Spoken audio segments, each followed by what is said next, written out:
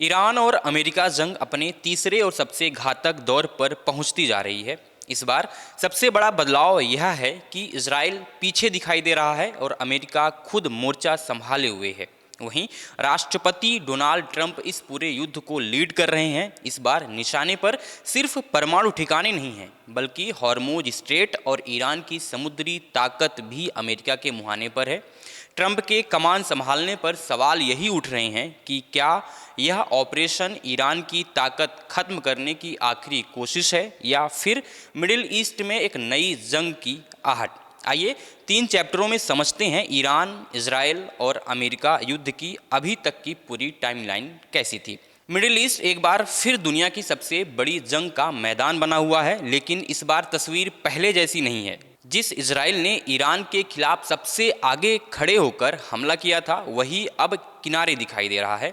इस बार कमान पूरी तरह से अमेरिका के हाथ में है। व्हाइट हाउस से लेकर पेंटागन तक हर फैसला सीधे डोनाल्ड ट्रंप कर रहे हैं। पेंटागन यानी अमेरिका के रक्षा विभाग का मुख्यालय। साथ ही ऐसा लग रहा है कि ट्रंप अब सिर्फ ईरान को जवाब देना नहीं चाहते, बल्कि उसकी सैन्य, आर्थिक और रणनीतिक ताकत को हमेशा के लिए खत्म कर देना चाहते हैं।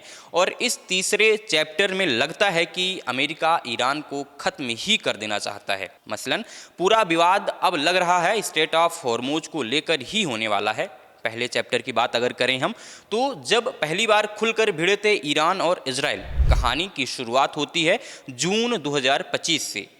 उस समय इजराइल ने अचानक ईरान के परमाणु और सैन्य ठिकानों पर बड़े पैमाने पर हमला कर दिया था। ईरान ने कुछ ही घंटों में जवाब दिया। पहली बार उसने बड़ी संख्या में बैलिस्टिक मिसाइलें और ड्रोन सीधे इजराइल की तरफ दाग दी। नया मोड़ तब आया जब 22 जून 2025 को अमेरिकी B-2 बॉम्बरों ने ऑपरेशन मिडनाइट हैमर शुरू किया और ईरान पर कई बम गिराए। ये था पहला चैप्टर। अब बात करते हैं दूसरे चैप्टर की।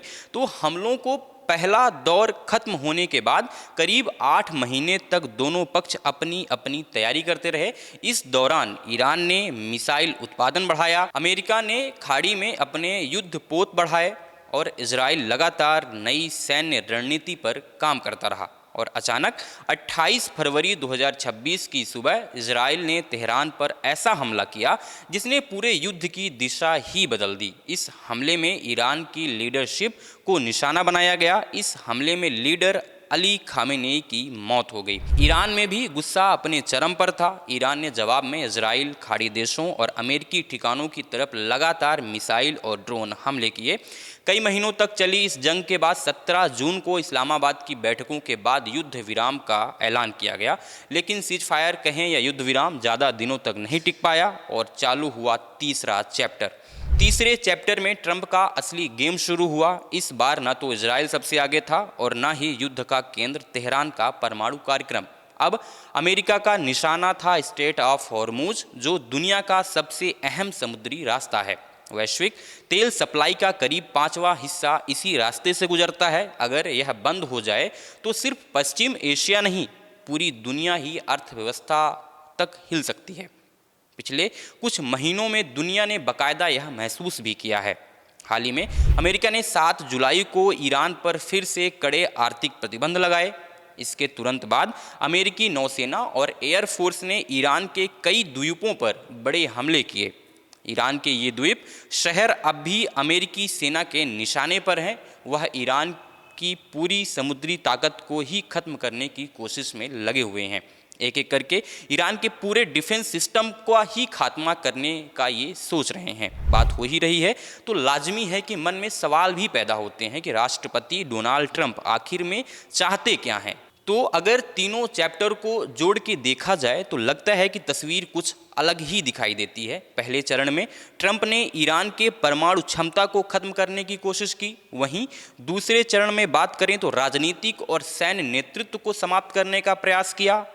तीसरे चरण में देखें तो ईरान की आर्थिक ताकत को अमेरिका पुरजोर तरीके से खत्म करने में लगा हुआ है। कुल मिलाकर बात करें तो ट्रंप की रणनीति सिर्फ युद्ध जीतने तक नहीं है, बल्कि ईरान की क्षमता को जड़ से खत्म करने का है। इस पूरे विवाद में ईरान भी पीछे हटने का नाम नहीं ले रहा है।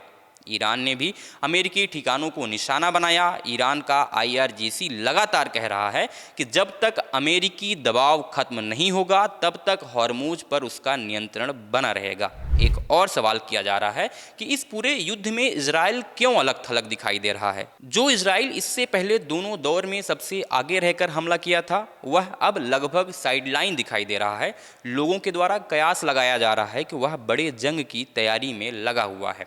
यही वजह है कि अब लड़ाई इजराइल बनाम ईरान नहीं बल्कि अमेरिका बनाम ईरान हो गई है। तो फिलहाल तस्वीर साफ है, जंग का सिर्फ दो देशों के बीच नहीं है बल्कि वैश्विक अर्थव्यवस्था, ऊर्जा सुरक्षा और भू राजनीतिक वर्चस्व की लड़ाई बन चुकी है। हॉर्मुज स्ट्रेट पर बढ़ता तनाव पूरी दुनिया के लिए चिंता का विषय है। आने वाले दिनों में यह संघर्ष किस दिशा में जाएगा, यह तय करेगा कि पश्चिम एशिया में शांति लौटेगी या दुनिया एक और बड़े संकट की ओर बढ़ेगी। इस पूरे मुद्दे पर आपकी राय क्या है, हमें कमेंट बॉक्स में ज़रूर बताइएगा। और अगर आपने हमारे चैनल को लाइक और सब्सक्राइब नहीं किया है तो करना बिल्कुल भी नहीं भूलिएगा।